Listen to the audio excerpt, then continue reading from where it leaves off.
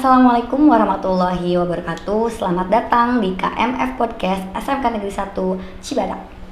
Senang sekali bersama saya Siti Raiswa Sabila kita bertemu di segmen terbaru KMF Studio, yaitu segmen terbaru, segmen podcast. Nah, di sini kita akan menghadirkan bintang-bintang tamu yang luar biasa. Nantinya akan membahas informasi seputar pendidikan, motivasi, inspirasi, dan juga kita akan membahas isu-isu terhangat mengenai pendidikan. Harapannya melalui podcast ini kita bisa memberikan manfaat, bisa menginspirasi, dan juga kita bisa terus menemani para viewers dimanapun berada. Nah, ngomong-ngomong, karena episode ini adalah episode yang perdana, otomatis kita harus menghadirkan bintang tamu yang luar biasa dan bintang tamu yang sangat spesial. Tidak lain dan tidak bukan, sudah hadir di sini ada Kepala Sekolah SMK Negeri 1 Cibadak, Bapak Iwan SPD. Assalamualaikum warahmatullahi wabarakatuh. Waalaikumsalam warahmatullahi wabarakatuh. Apa kabar Bapak? Alhamdulillah baik. Alhamdulillah baik. Nah, jadi para viewers yang duduk berhadapan dengan saya kali ini adalah Bapak Iwan SPD selaku Kepala Sekolah SMKN Negeri 1 Cibadak. Karena di sini kita ingin mengenal lebih dekat tentang Bapak, berarti izinkan saya menanyakan beberapa hal tentang Bapak. Boleh. Oke. Yang pertama tadi kan namanya sudah jelas, Bapak Iwan SPD. Berarti selanjutnya saya ingin tahu rumah Bapak, alamatnya di mana? Bisa diceritakan Bapak? Baik, terima kasih. Senang sekali menemani Bu Sabila di acara podcast SMK ini. Betul. Dan alhamdulillah suasananya amat menyenangkan. Studionya juga sudah representatif dan bagus dengan berbagai aksesoris yang ada. Ini nampaknya semuanya adalah produk-produk SMK. Baik, nama saya cukup singkat, Iwan, hanya 4 huruf. Gelarnya juga baru sederhana, hanya gelar minimalis, baru SPD. Pernah juga kuliah untuk ke S2 hanya baru 3 bulan di satu perguruan tinggi, 2 bulan di perguruan tinggi yang lain, sehubungan dengan tempat kerja yang jauh dan akhirnya tidak bisa dilanjutkan. Baik. Nah, rumah saya ada di Kampung Pasir Angin, Kecamatan Ciambar, Desa Ciambar, Kabupaten Sukabumi. Berarti itu Bapaknya asli Desa Ciambar, kecamatannya Ciambar ya Bapak ya? Betul. Ya. Kalau untuk tadi kan sudah diceritakan alamatnya, selanjutnya mungkin bisa diceritakan latar belakang pendidikan, SD-nya di mana, SMP-nya, karena siapa tahu viewers di sini ada yang wah ternyata aku satu sekolah sama Pak Iwan. Siap. Bapak sekolah SD-nya SD Negeri 1 Ciambar di Ciambar. Itu merupakan SD tertua di Ciambar.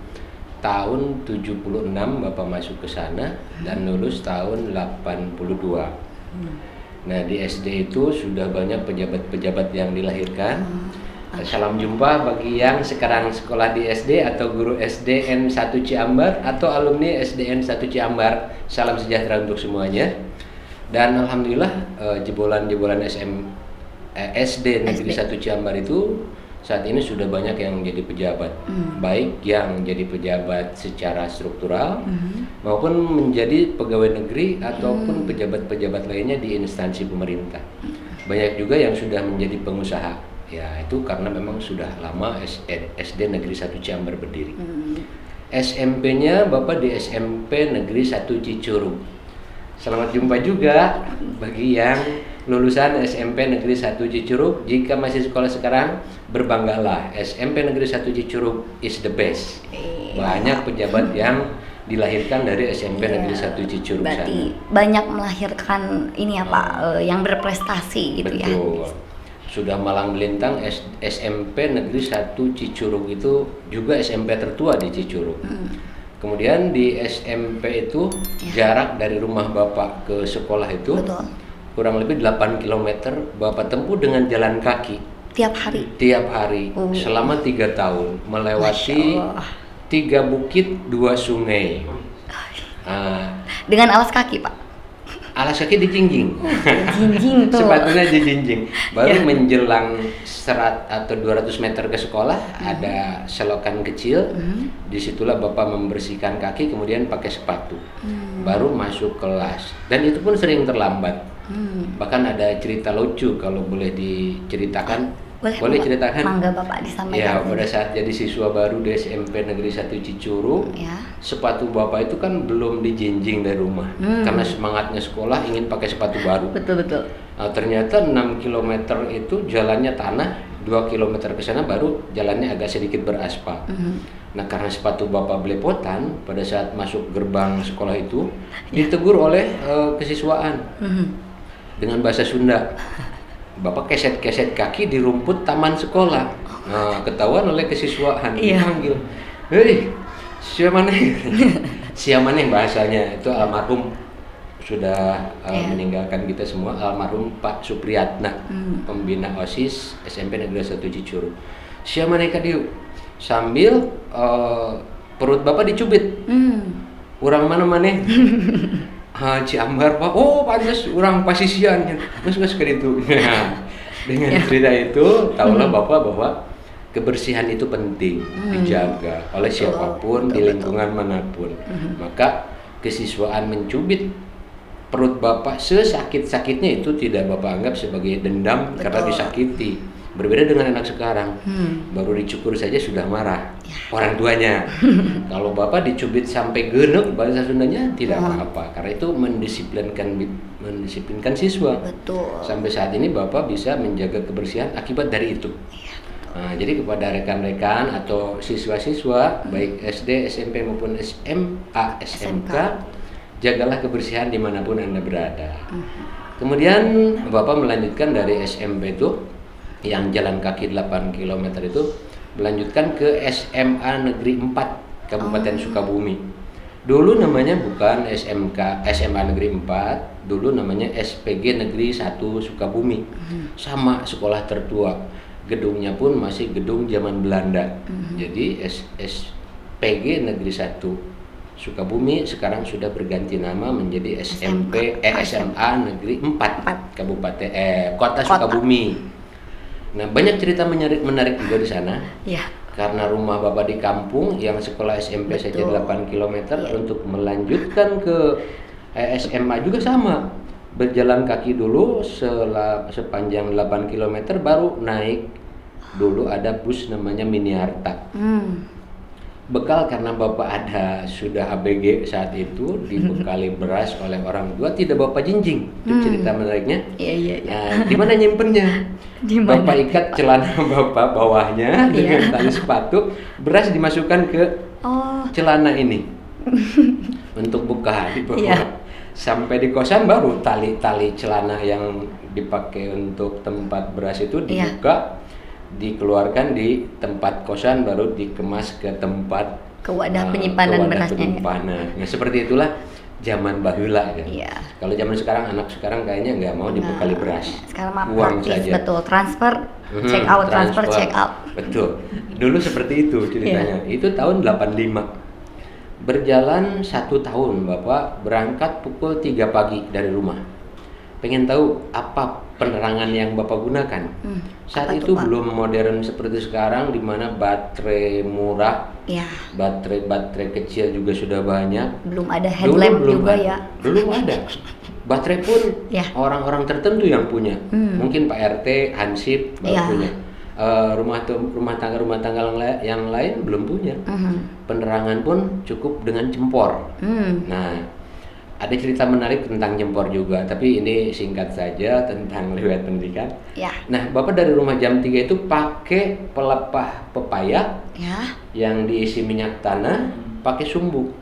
Nah, itulah yang Bapak bawa sendirian melewati hutan-hutan, kemudian menjemput teman. Nah, teman Bapak ada di satu kampung, Bapak jemput jam 3, baru berjalan kurang lebih 6 km ke jalan raya. Sampai jalan raya, lampunya itu dimatikan, disimpan di semak-semak supaya nanti saat pulang bisa diambil kembali gitu maksudnya. Disumputkan. Untuk pulang. Disumputkan. Karena pulang pun sudah gelap. Pulang betul. Jam 5 dari sekolah sampai ke perempatan untuk gang ke rumah bapak itu mungkin pukul 7. Oh, kurang lebih 2 jam. Ya, jalan kaki lagi 8 km. Masya Itu Allah. selama 1 tahun. 1 tahun. 1 tahun. Baru tahun kedua, Ya. bapak meminta ke orang tua karena sudah capek, Ya. ya sehingga energi untuk meninggikan tubuh itu hilang. Jadi bapak cuma pendek-pendek saja gitu, jadi kecil. Bukan standing ya, tapi energinya habis di jalan gitu. Nah, setelah bapak minta ke orang tua untuk kos, dikabulkan. Ya. Boleh kamu katanya kos di Sukabumi, tapi dengan catatan jangan nakal. Nah, bapak janji ke orang tua tidak nakal, dan akhirnya diizinkan di sana. Sama kos di Jalan Cikolek. Kos di sana selama 2 tahun. Baru tahun 98 bapak lulus SPG yang sekarang SMA Negeri 4. Nah, setelah lulus bapak tidak ingin setelah lulus itu diam di rumah. Ini banyak cerita yang boleh dibilang inspirasi, Ya, boleh juga dibilang lurus tunjung atau kecidateuing ya. Saking tidak mau melihat orang tua punya tekanan batin karena anaknya waktu itu lulus SMA itu luar biasa di kampung itu. Oh iya betul. Masa katanya lulus sekolah tinggi tapi nganggur saja di rumah. Maka bapak tidak ada di rumah, berkelana. Kalau tidak percaya, bapak pernah jadi Kondektur. Kolmini. Oh. Kolmini Sukabumi Bogor. Angkot 1 tahun bapak jalan itu Ya. karena tidak mau nganggur di rumah. Betul. Hasilnya ya pakai jajan lah, maklum anak muda juga, pakai Iya. kumpul-kumpul juga, dan tidak pernah terkumpul itu hasil ngenekan itu. Habis pakai. Ya, setelah selesai itu bapak bosan satu kegiatan itu Iya. karena monoton. Iya. Dari Sukabumi Bogor, dari Bogor Bumi, kadang terbalik. Pada saat narik malam hari, Iya. dari Bogor mau ke Sukabumi, bapak teriak Bogor. Akhirnya dimarahi sama supir itu. Belagu, iya mau ke Sukabumi kan katanya. Seperti itu bahasa Sunda. Iya. Atau satu kisah setelah lulus ya. Pada saat setelah jadi kondektur Connect ini, Ya. bapak punya teman di Cibatu Cisaat. Cibatu Cisaat. Nah, bapak sowan ke teman bapak untuk ikut bekerja. Nah, pada saat itu kerjanya serabutan. Masih ada yang membangun rumah, bapak ikut kerja. Ada ke bengkel mobil, bapak ikut bengkel mobil. Bosan dari situ, bapak ikut ke bengkel pengecoran logam. Bapak bisa ngecor logam, menghancurkan logam untuk jadi sesuatu barang. Nah, di Cibatu itulah bapak digembleng. Kemudian setelah dari Cibatu ada testing untuk guru di Gelanggang Remaja Cisaat. Saat itu belum jadi seperti sekarang, itu masih kantor Pemda dulu. Bapak testing di sana. Juga lucu karena bapak pada saat ada panggilan testing itu tahu dari teman jam 7 pada saat bapak sudah menghidupkan api di tungku. Iya. Sudah mengaduk-aduk arang untuk pengecoran logam. Dengan belepotan arang, bapak cuci tangan saja, langsung pakai sepatu seadanya, pakai baju seadanya, berangkat ke Gelanggang Remaja untuk tes tertulis. Nah, karena bapak saat itu sedang persiapan bekerja, tidak bawa bekal pensil. Tapi kebetulan teman-teman bapak di sana kan satu angkatan, ada yang perempuan, yang sudah akrab, laki-laki juga banyak yang akrab. Nah, bapak lihat-lihat dulu pensil teman bapak yang perempuan. Pensilnya masih panjang, bapak bilang. Boleh dong? Bapak minta sepotong, saya minta sepotong. Iya. Bahasa Sundanya menyeleneh kan, kata teman bapak. Meni eueuh modal pisan meni mah cenah rek testing. Ya seperti inilah tuh. Bapak bilang, saya memang seperti ini. Dari dulu juga kan merepotkan orang, sekarang repot terakhir lah bapak bantu. Akhirnya dipotong dengan cutter, diruncingkan. Kemudian yang satu lagi bapak runcingkan juga untuk teman bapak. Bapak berikan sudah runcing, bapak pakai bareng-bareng lah tes waktu itu. Karena pengawasnya agak sedikit memberi kurang begitu ketat ya dulu. Banyak teman bapak untuk mata pelajaran bahasa Inggris ngaronom bahasa Sunda nama, atau mengerubuti bapak, melihat jawaban bapak. Padahal bapak kan belum tentu benar, tapi mereka percaya gitu. Iya. Mereka percaya bahwa bapak bisa menyelesaikan soal itu. Akhirnya apa yang bapak jawab, tuliskan jawabannya di sana, mereka salin, Mengcopy. ya niron lah Pak. Boleh-boleh saja Pak bilang. Itu pada akhirnya nanti hasilnya akan sama pun tidak apa-apa untuk bahasa Inggris, tapi pelajaran yang lain mungkin Iya, tidak. nanti akumulasinya berbeda. Nah, bagaimana nasib? 6 bulan setelah itu ada pengumuman. 6 bulan Itu, ya lama. Itu pun pengumuman bapak kan sedang bekerja di pabrik sepatu. Iya. Oh, udah ganti lagi, udah pindah. Pabrik sepatu di Cikarang. Nah, yang membawa kan belum musim ada telepon atau HP. Dulu masih pulsa gidik ya namanya. Pulsa ingking. Oh. Jadi kalau mau menemui orang itu harus berjalan atau pakai mobil. Iya. Nah, dari Sukabumi ke Cikarang itu dibayangkan 8 jam dulu karena kendaraannya masih terbatas. Ya, betul. Nah, alhamdulillah paman bapak yang membawa undangan itu pemberitahuan lulus sampai, karena diberi nama tahu pabriknya waktu itu pabrik sepatu Gemalapik. Produknya Reebok, ekspor ke Amerika. Ke Eropa. Bapak bagian laborat pencampur warna. Outsole namanya, outsole karetnya. Iya. Ya, Reebok itu kan sepatu kualitas tinggi. Maka harus benar-benar hati-hati dalam pencampuran warna agar sesuai dengan keinginan buyer. Betul. Itu nama buyer dan lain-lain itu bapak kena di pabrik.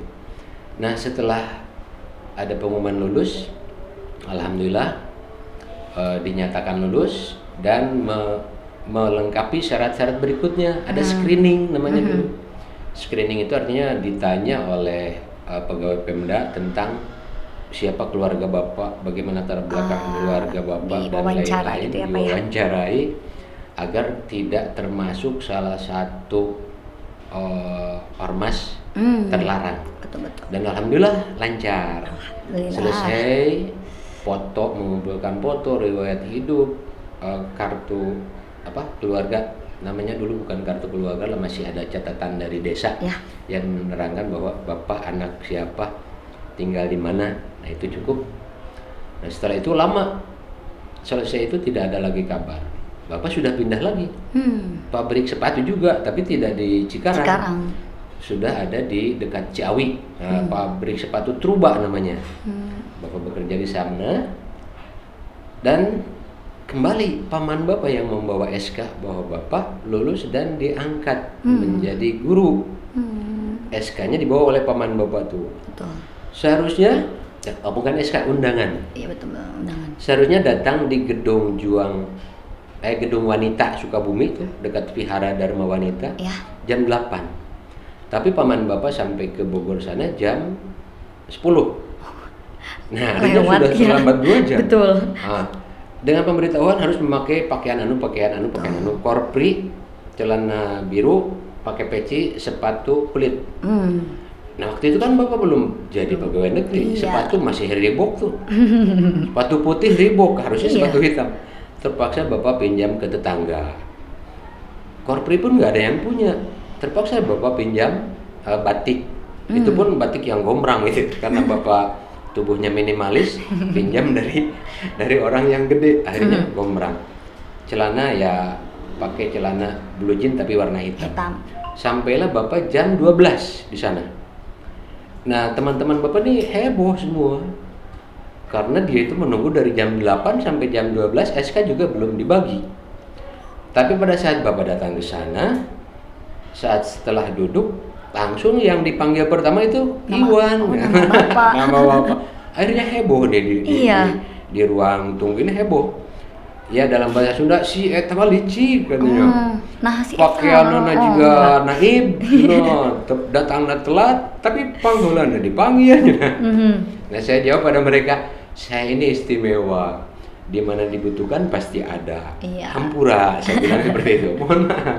Bukan berarti panitia curang, memang nasibnya saja yang baik. Nah, dari itu sampailah mendapat SK penugasan di SD. Oh, di SD yang pertamanya ya, Bapak? Karena waktu itu baru lulus SPG. Kenapa di SD? Ya ijazahnya baru SMA. SMA, Betul.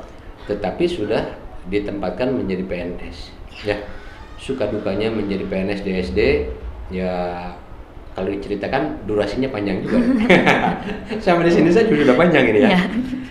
Nah, singkatnya Bapak setelah diangkat kuliah sendiri di D2 PGSD, Universitas Terbuka, lulus tahun 1997. Karena syarat waktu itu, syarat guru SD harus D2 PGSD. Bapak penuhi itu. Setelah itu Bapak ingin meningkatkan karir, maka Bapak melanjutkan kuliah di Bandung, Universitas Islam Nusantara. Ini juga banyak cerita suka duka sama. Kalau orang-orang kuliah tuh bekal dari orang tua, Bapak bekal sendiri. Dari gaji yang tidak seberapa waktu itu PNS, Iya. sekarang kan gajinya sudah 2 juta Iya. diangkat. Dulu Bapak cuma 48.000.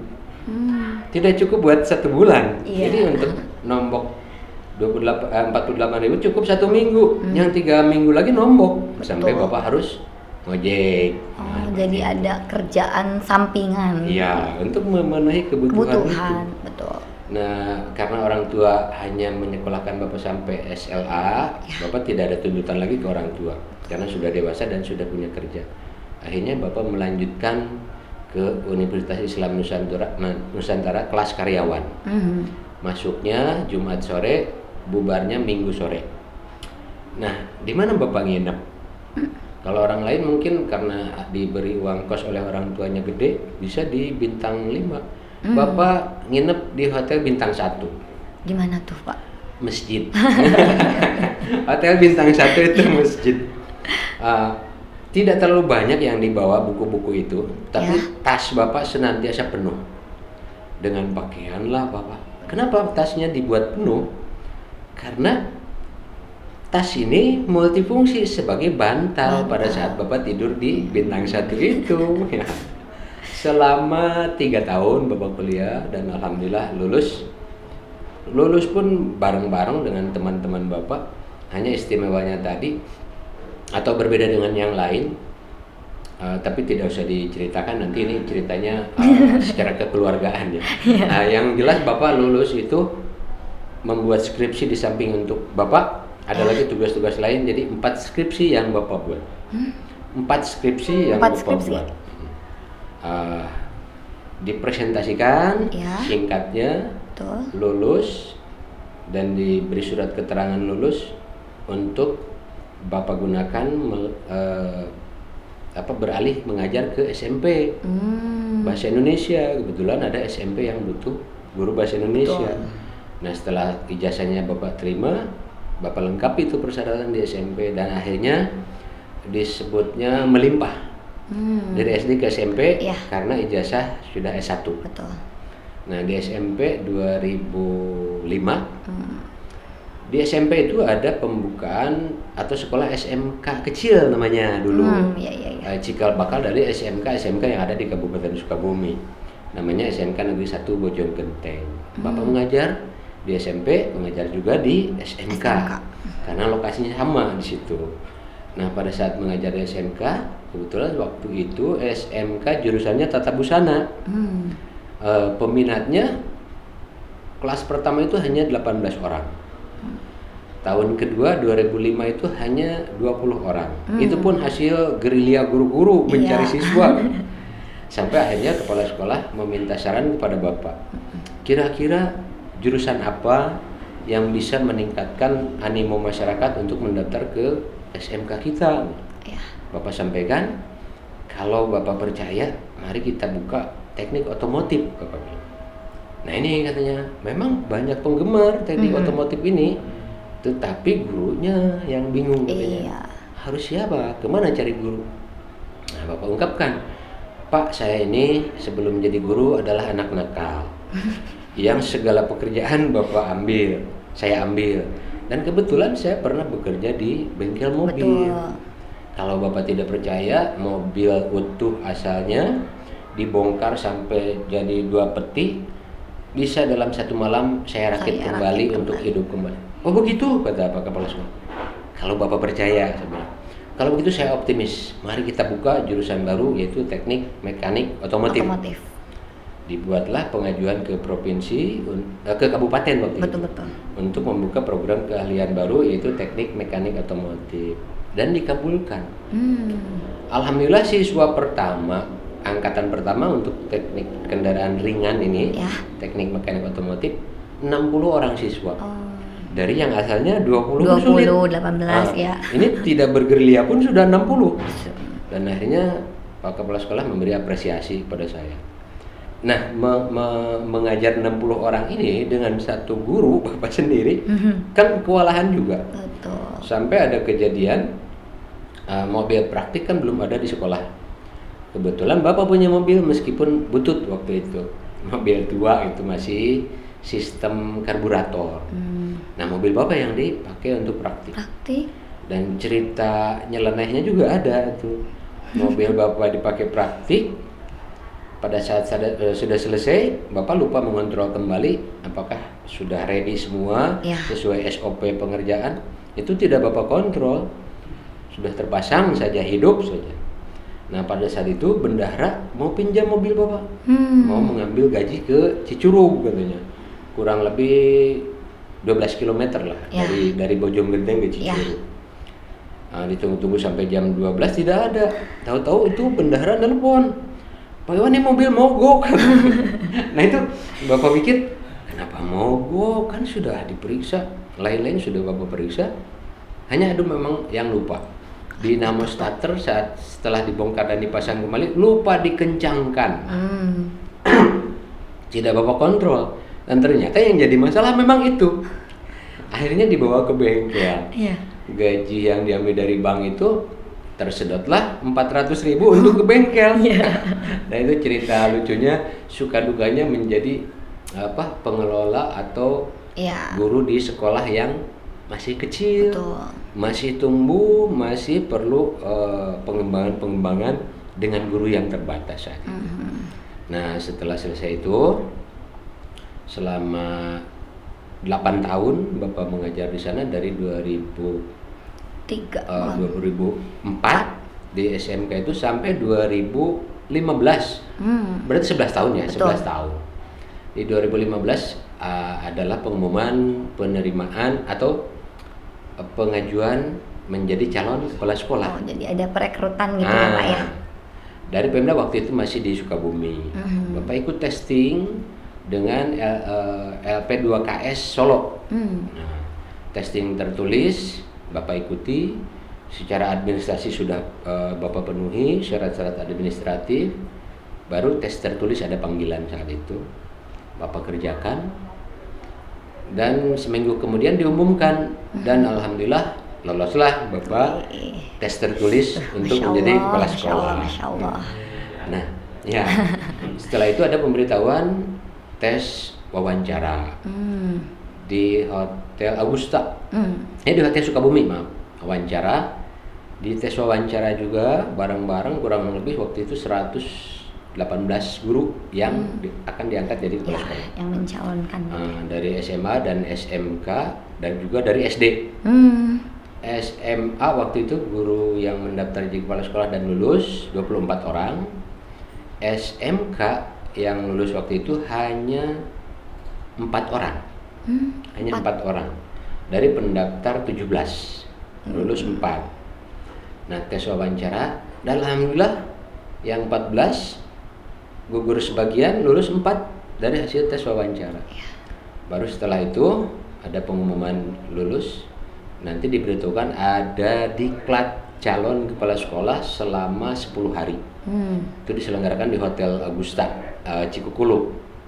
Selama 10 hari Bapak dikarantina di sana, diberi pelatihan manajemen, diberi pelatihan bagaimana supervisi sekolah, supervisi kelas, bagaimana berwirausaha untuk kepala sekolah, karena tugas pokok kepala sekolah itu tadi supervisi, manajerial, dan kewirausahaan.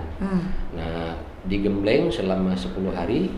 Setelah selesai itu diperintahkan untuk magang. Magang di 2 sekolah, magang manajemen. Jadi Bapak pilih SMK Bojonggenteng, tempat Satmingkal, Satuan Administrasi Pangkal, kemudian di SMK Sukaraja.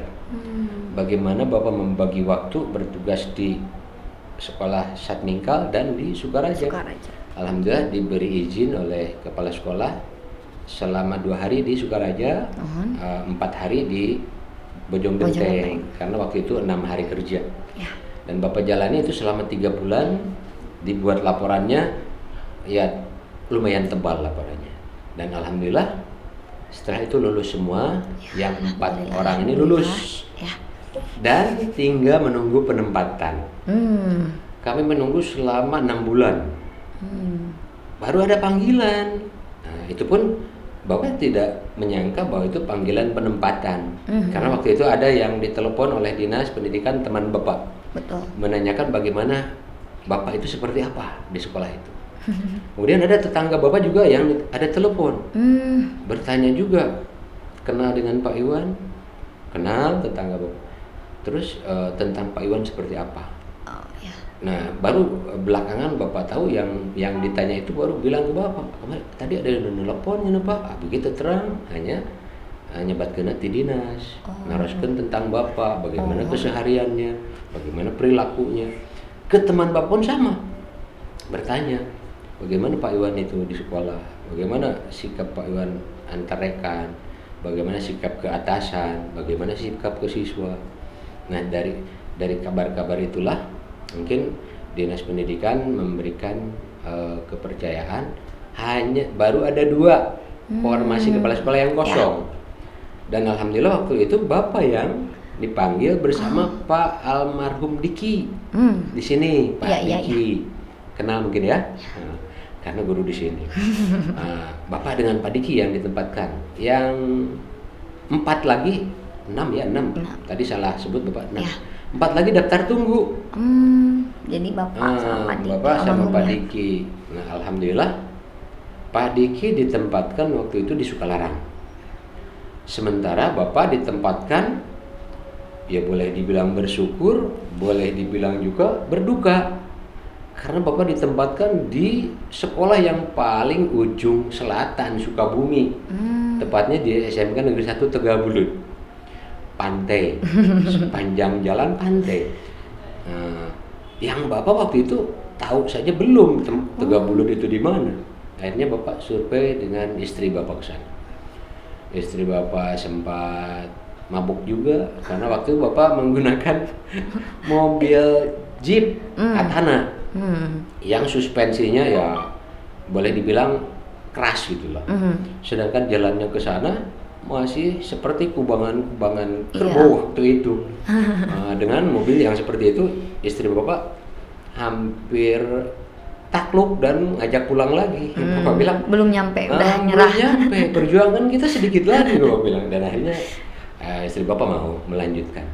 Sampailah ke sana dengan bertanya ke beberapa orang, karena Google Map waktu itu belum berbunyi, belum ada Google Map. Ya, HP Bapak pun belum canggih gitu. Jadi jalan itu tetap harus bertanya untuk sampai ke satu tujuan. Nah, kebetulan sampailah ke SMP Negeri 1 Tegabulut. Karena Bapak cari-cari di pinggir jalan itu nggak ada SMK Negeri 1 Tegabulut. Yang ada SMP Negeri 1 Tegabulut.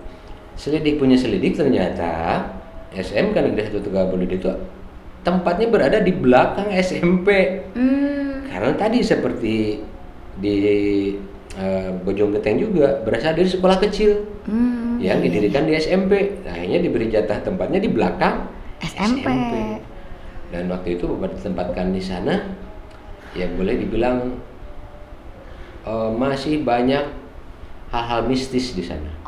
Konon ceritanya masih banyak anu-anunya di sana gitu. Ada yang bisa kalau ketemu malam katanya bisa malu gitu dengan mereka itu. Bapak bercoba menikmati saja tugas Bapak.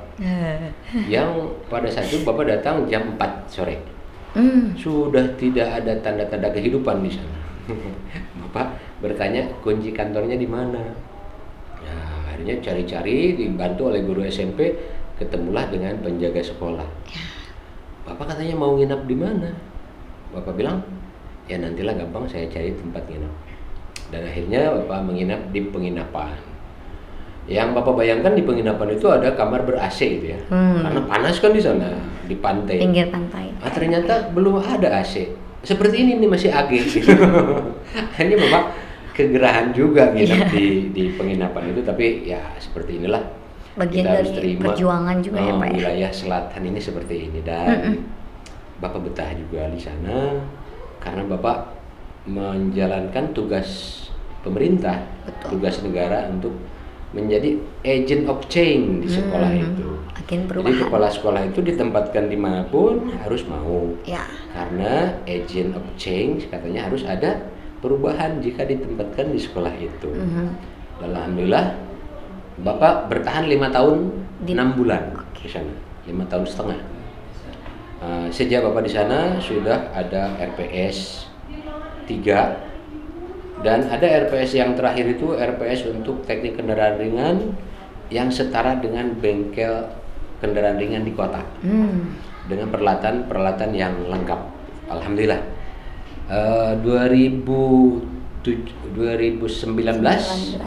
Bapak pindah ke SMK Negeri 1 Segaranten. Ya sama juga, tapi pada saat itu kebetulan masih pandemi. Iya. Jadi Bapak nggak bisa bergerak leluasa untuk mengembangkan sekolah. 1 tahun setengah di sana hanya Bapak memberikan kontribusi perubahan perwajahan, pagar, kemudian koridor yang Bapak ada perubahan di sana. Karena 1 tahun setengah di masa pandemi. Betul. Nah setelah 1 tahun setengah Desember 2021 Bapak menerima SK baru ya ke sini, ke Cibadak ini. Alhamdulillah sampai hari ini baru kurang lebih 6 bulan. 6 mau menginjak ke 7. Ya, betul. Ya, Desember, sekarang Agustus. 6 Desember, sekarang 10 udah 11 Agustus. Betul, ya. syutingnya ini 11 Agustus. Menginjak bulan ke-7. Dan alhamdulillah di bulan ke-7 ini Bapak diberikan kesempatan untuk mengembangkan SMK Negeri 1 Cibadak. Alhamdulillah. Mengembangkan teaching factory-nya. Ya. Alhamdulillah sudah bisa menggandeng 3 industri. Apa aja Pak? Boleh disebut? Pertama PT Akasa Wira Internasional. Yang sekarang sudah ada MOU untuk bekerja sama teaching factory tentang packaging. Packaging mie ramyun namanya. Oh iya. Dan lumayan omsetnya bisa meningkatkan kesejahteraan lah. Hanya belum terwujud karena baru MOU. Betul. Pengemasan, karena ada mata pelajaran di SMK itu tentang pengolahan, kemudian pengemasan, packaging. Betul. Juga, kemudian pergudangan. Itu yang cocok untuk salah satu kompetensinya. Yang kedua PT SBL Sari Buah Lestari untuk mengelola atau mengolah olahan hilir dari ATPH kebun jeruk, jeruk lemon, diolah menjadi minuman segar. Jadi ini jeruk lemonnya ya Pak? Ya, ini jeruknya nih, nanti ini produk lemonnya ya. Betul, yang ini. Ya. Produk lemonnya. Kemudian ada juga itu. Ini produk dari hulu ke hilir di SMK negeri kita. Karena bekerja sama dengan SBL, kita bisa memproduksi itu. Selanjutnya ada yang ketiga itu PT Bogatama, Niaga Bogatama, akan memproduksi fish cake. Fish cake. Fish cake. Betul. Fish cake di SMK Negeri 1 Cibadak. Olahan ikan yang diolah. Salah satu kompetensi memang ada di pengolahan ikan. Nah, kita sudah bekerja sama dengan Niaga Bogatama dan insya Allah MOU-nya sedang disusun, akan memberikan pekerjaan pengolahan fish cake sampai pengemasan. Omsetnya juga lumayan. Kita diminta masih wacana atau masih akan didiskusikan 2 ton per bulan. Dan itu insya Allah akan meningkatkan kompetensi siswa SMK Negeri 1 Cibadak nih. Jadi yang mau dan siap belajar keras, ada industri yang bisa diminta bantuan untuk meningkatkan kompetensi. Nah, dengan adanya 3 industri yang digandeng, sekolah harus mampu juga memfasilitasi industri. Dan alhamdulillah pemerintah menggulirkan program yang namanya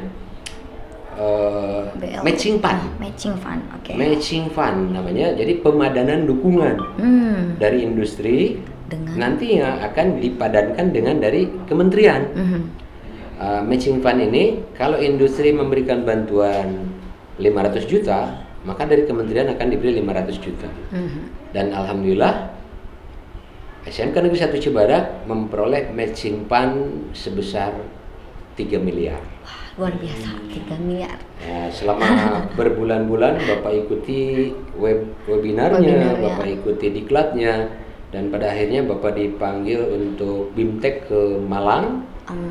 Dan dengan berbagai perjuangan yang tidak mudah untuk memperoleh itu, dengan meyakinkan industri, dengan meyakinkan kementerian, dan pada akhirnya alhamdulillah kita dapat bantuan pemadanan yang tujuannya tadi memfasilitasi industri di sekolah. Betul. Dan insya Allah 5 bulan yang akan datang SMK kita akan menghadirkan industri di sekolah dengan pemadanan tadi.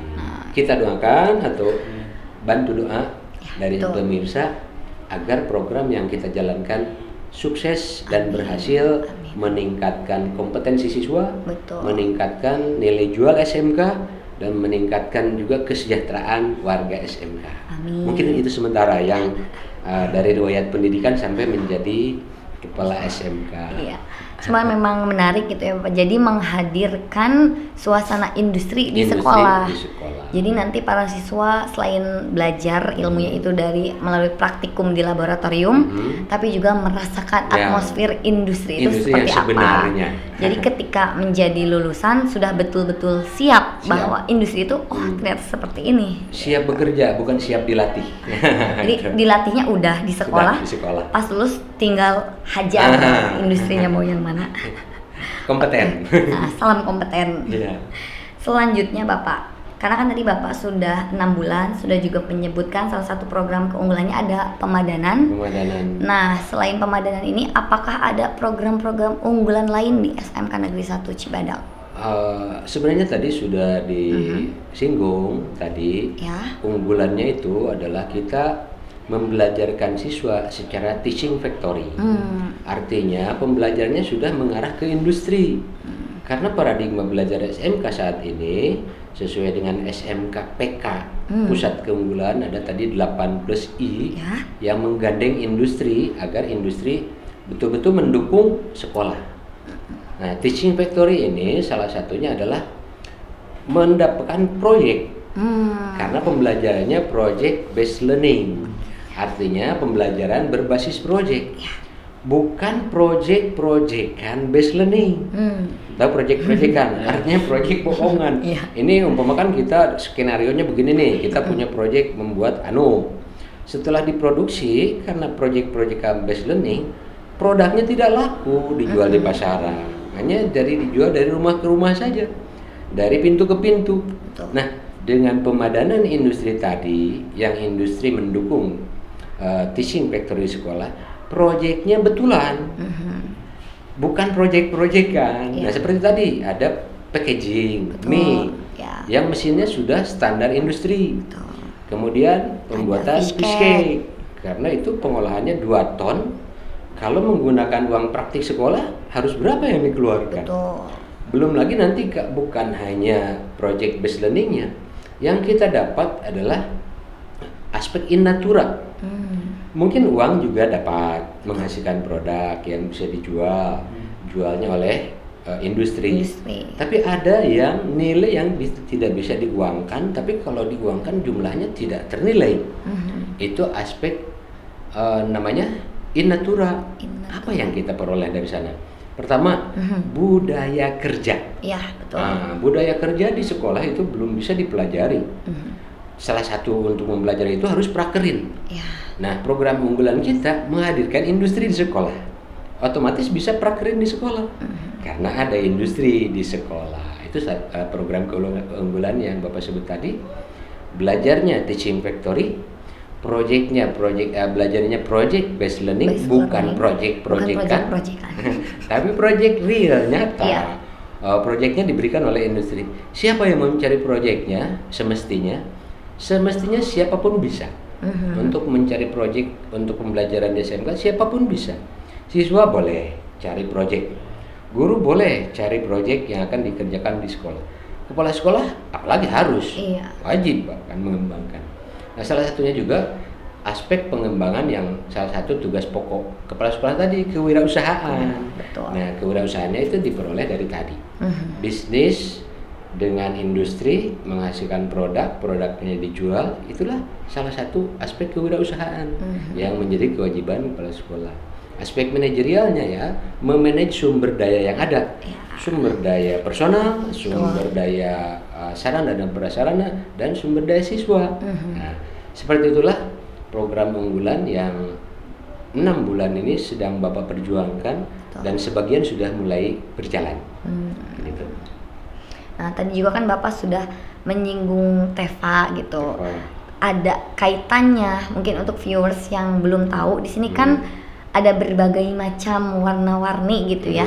Ada yang perikanan, ada juga ini hasil DKV, ada Hansaini, terus ada juga abon ikan. Nah, ini merupakan beberapa produk gitu ya Pak ya, yang dihasilkan dari Teaching Factory dari kelima jurusan yang ada di SMK, kelima program keahlian yang ada di SMK Negeri 1 Cibadak. Tidak bisa kita hadirkan semua karena ya areanya kecil. Betul. Areanya masih terbatas gitu. Ini yang dihadirkan di sini adalah perwakilan-perwakilan yang menjadi produk-produk unggulan untuk salah satu program ada BLUD ya Bapak. BLUD. Ya? Betul. Jadi produk-produk ini nantinya bisa yang ingin mengkonsumsi atau yang menggunakan bisa mendapatkan produk-produk ini, bisa langsung datang ke SMK aja ya Bapak ya? Bisa ada bagian pemasaran. Nah, ada bagian pemasarannya. Oke, tadi udah kita dapatkan informasi Bapak, latar belakang pendidikannya apa, terus sejarah awal mula penugasan pertama sampai akhirnya bisa menjadi kepala sekolah. Nah, di sini saya punya beberapa data dan fakta bahwa Bapak kepala sekolah kita ini sangat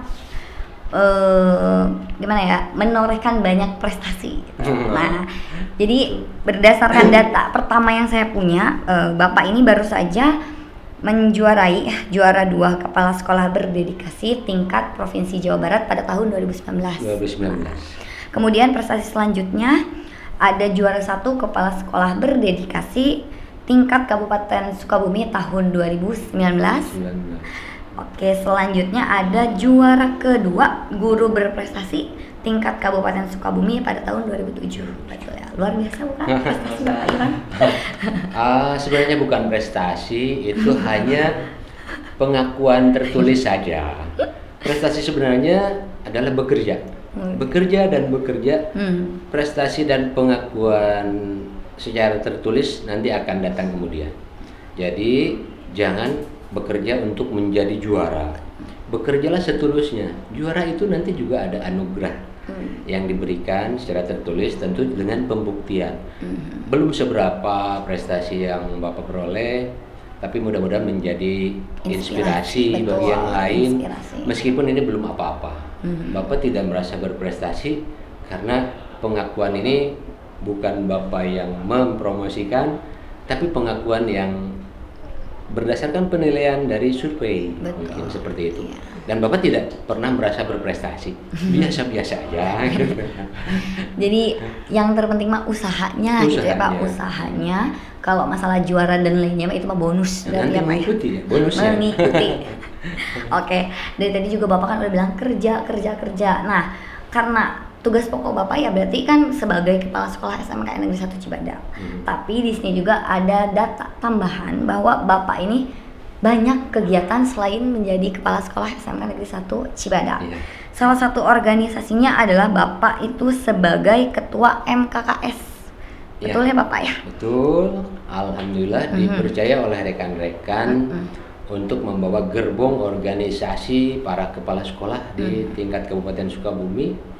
Dan itu tidak bisa Bapak tolak, meskipun kesibukan banyak menyita waktu, hanya sedikit mungkin untuk mencurahkan tenaga ke sana, tapi sampai hari ini rekan-rekan masih percaya.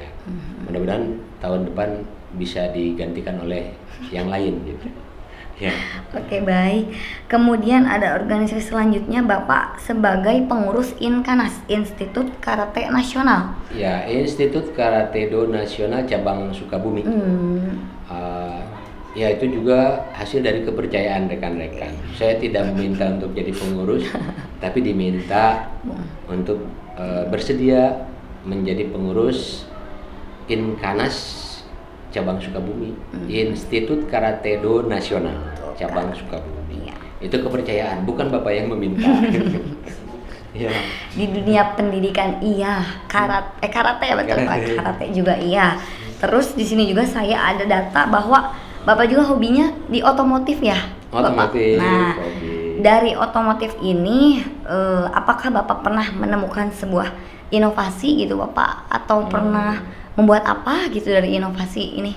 Ya, alhamdulillah Bapak pada saat menjadi kepala sekolah di SMK yang program kalian teknologi, Bapak mencoba mengembangkan lokomotif uap. Kenapa lokomotif uap Bapak buat? Karena di masa depan energi fosil ini akan berebutan dan akan habis. Iya, betul. Akan kembali ke sumber daya yang bisa dikembangkan kembali. Ya, artinya bukan sumber daya bahan bakar fosil. Iya. Kenapa? Mesin tenaga uap. Karena tenaga uap tidak dihidupkan oleh tenaga energi yang berasal dari fosil. Betul. Bisa menanam kembali arangnya, batu baranya juga masih melimpah, dan itu sumber daya alam yang dapat diperbaharui. Berbeda dengan minyak fosil, itu tidak bisa diperbaharui, perlu jutaan tahun. Nah, kenapa ke mesin lokomotif uap? Karena Bapak pandang bahwa di masa depan energi akan habis dan kembali ke energi yang bisa dikembangkan kembali, energi yang bisa diperbaharui.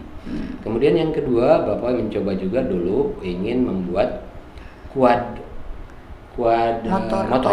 Nah, motor roda 4. Kalau motor roda 2 ada gigi parkirnya, ini pengendara bisa celaka. Tapi kalau di motor roda 4 mesti ada gigi parkir. Nah, Bapak mencoba membuat quadtor ini membentuk komponen untuk yang gigi. transmisi parkirnya. Itu Bapak buat dan sudah jadi. Hanya belum sempat diterapkan menjadi motor 4 rodanya, baru gigi parkirnya sudah ada. Jika ada yang mau pesan, Bapak bisa buatkan. Tuh. Jika ada yang mau pesan, Bapak bisa buatkan. Jadi selain bisa dilihat ini, kalau mau lihat prosesnya, Bapak punya channel YouTube. Nah, ini dia. Channelnya Aswad Gallery. Tuh, Aswad Gallery. Tapi channelnya gado-gado. Karena memang hobi Bapak gado-gado juga. Iya. Hobi berkelana, Iya. hobi berkebun, Betul. hobi elektronik, Olahraga, karate. Hobi otomotif. Ada cara-cara merakit pemancar pun di Aswad Gallery ada. Cara merakit pemancar radio FM, cara membuat komponen gigi parkir ada juga di Aswad Gallery channelnya. Saya juga pernah lihat ada pembuatan pestisida nabati di Aswad Gallery, nabati di bidang pertanian gitu. Pupuk organik cair. Tuh ada POC, pupuk organik cair. Jadi untuk viewers yang dimanapun berada, silahkan searching kemudian nama channelnya tadi Aswad Gallery. Aswad Gallery, jangan lupa di subscribe channel Bapak. Itu memang ya YouTuber harus seperti itu. Siapapun yang ngobrol, tolong di subscribe. Iya, betul. Nah, ini yang menjadi rasa penasaran saya gitu ya Bapak. Dengan segudang aktivitas yang Bapak kerjakan gitu, bagaimana Bapak membagi waktu? Betul. Ya, memang waktu itu Tuhan membuat waktu itu dihitung oleh manusia sehari semalam 24 jam. Betul. Nah, dari 24 jam itu kita harus memanage waktu itu. Kapan untuk mengolah spiritual, beribadah kepada Yang Kuasa. Betul. Kapan untuk mengasah kompetensi sosial, bergaul dengan sesama. Kapan untuk mencari nafkah, kapan untuk membantu sesama. Itu dibagi waktunya. Tentu saja yang 24 jam ini harus dibagi sesuai proporsinya. Kalau ibadah atau tadi aspek spiritual tidak perlu waktu banyak. Sholat itu paling 5 menit. Betul. Kemudian wiridan dengan sholatnya itu 5 menit ya. Tapi untuk bersama keluarga, untuk membagi waktu kerja, memang perlu memanage waktu dengan teliti, dengan seimbang. Betul. Kalau tidak seimbang, mungkin aspek-aspek lain terpenuhi, tapi aspek sebagai manusia, aspek secara manusiawi yaitu tidur, perlu istirahat. Ya rata-rata Bapak tidur 4 jam. 4 jam, jam 12 bangun jam 4. Nah, jam 4 aktivitasnya sudah dimulai, dari mulai bangun pagi. Kemudian jangan lupa, kalau orang-orang menyebutkan awali pagi dengan senyuman, salah kan? Awali pagi dengan gosok gigi. Awali pagi dengan sarapan. Nah, Bapak jam 4 sudah sarapan, bukan sahur ya, bukan sahur.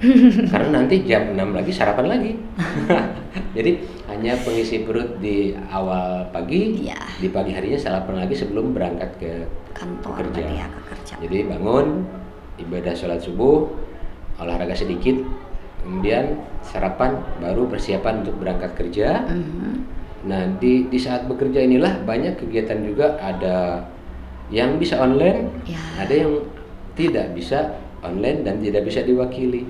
Nah alhamdulillah pada saat online ini Bapak bisa membagi waktu itu untuk organisasi, untuk pekerjaan, untuk keluarga, untuk bersosialisasi. Insya Allah akan terbagi jika memang manajemennya baik. Berarti kuncinya adalah time management ya Pak. Time management. Nah, saya masih harus belajar banyak tentang time management. Ya itu seiring waktu. Seiring waktu.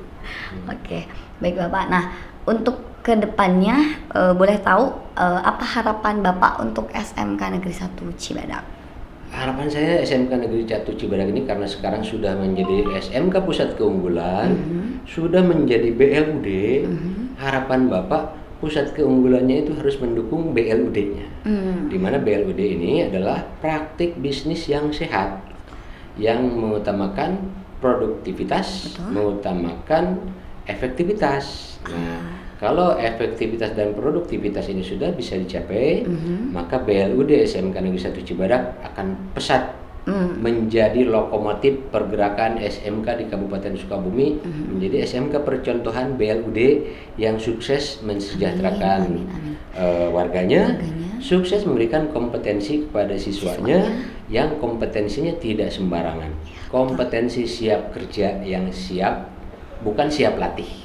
Ya, harapan Bapak seperti itu. Amin. Mari kita bersama-sama memajukan SMK ini agar lebih baik dari sekarang, agar menjadi SMK lokomotif bagi SMK lain. Inginnya se-Jawa Barat atau se-Indonesia. Betul. Tapi se-kabupaten saja dulu lah targetnya. Amin. Mudah-mudahan bisa tercapai. Gitu ya. Nah, terakhir Bapak, sebelum kita closing, di sini ada mini games.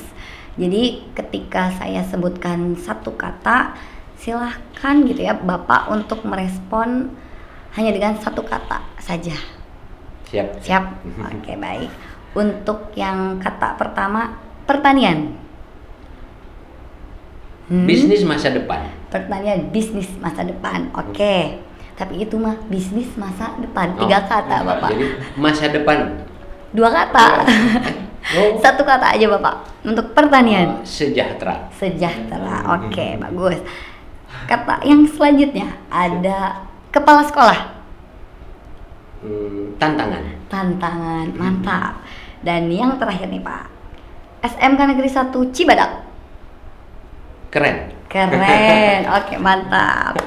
Baik Bapak, terima kasih atas waktunya. Sama-sama. Sebuah kehormatan untuk bisa ngobrol bersama Bapak. Di sini saya mendapatkan banyak manfaat, utamanya tadi sih Bapak memotivasi. Jadi harus giat dalam bekerja, time management, terus untuk bisa sampai di titik sukses itu ya memang harus berproses. Betul. Mudah-mudahan ya Bapak kedepannya kita sehat selalu. Amin. Semua warga SMK Negeri 1 Cibadak, baik itu guru-gurunya, kemudian siswa-siswanya dan orang tua, semuanya diberikan kesehatan dan kelancaran. Amin. Sekali lagi Bapak saya ucapkan terima kasih. Sama-sama. Mudah-mudahan kita ada kesempatan lagi di podcast selanjutnya. Insya Allah. Katanya Bapaknya bisa. Ya. Karena di podcast perdana ini sangat seru dan menyenangkan. Alhamdulillah. Kedepannya kita mungkin akan mengundang insya Allah guru-guru Bapak Ibu yang lainnya sebagai narasumber di episode podcast selanjutnya. Ya. Oke, sampai ketemu di episode selanjutnya. Jangan lupa untuk like, comment, dan share. Dan jangan lupa juga untuk subscribe channel KMF Studio dan channel Bapak Aswad Galeri. Baik, selamat menonton dan menyaksikan podcast ini. Sampai ketemu di episode selanjutnya. Bye. Assalamualaikum warahmatullahi wabarakatuh.